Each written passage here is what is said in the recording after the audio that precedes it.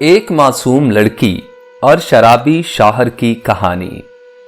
लड़की कहती है कि जवानी में कदम रखते ही मेरे घर वालों ने मेरी शादी कर दी।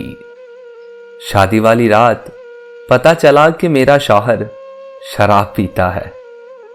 मुझे बुरा तो लगा, मगर मैं खामोशी के अलावा कर भी क्या सकती थी। वो रोज घर शराब पीकर आता और मुझे मारता, पर मैं चुप कर जाती थी कि वो एक दिन ठीक हो जाएगा। ऐसे ही हमारी शादी को 5 साल गुजर चुके थे और हमारे 3 बच्चे भी हो चुके थे। वो कई बार हमारे बच्चों की कसमें खा चुका था, लेकिन ना ही वो दोबारा शराब पीने से बाज आया और ना ही बाहर की औरतों से मिलने से।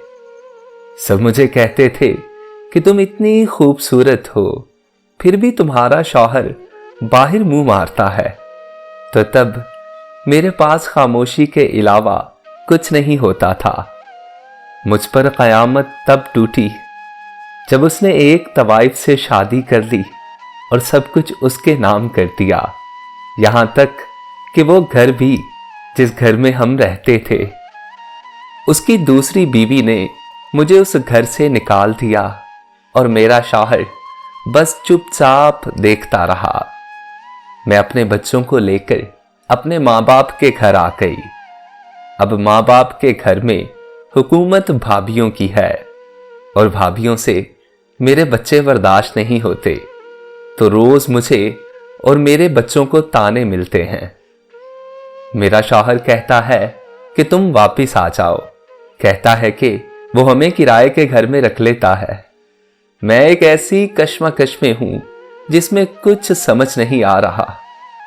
अब ना तो मैं वापिस अपने शौहर के पास जाना चाहती हूं और ना ही यहां रहकर ताने सुनना चाहती हूं, पर कुछ समझ नहीं आ रही कि क्या करूं।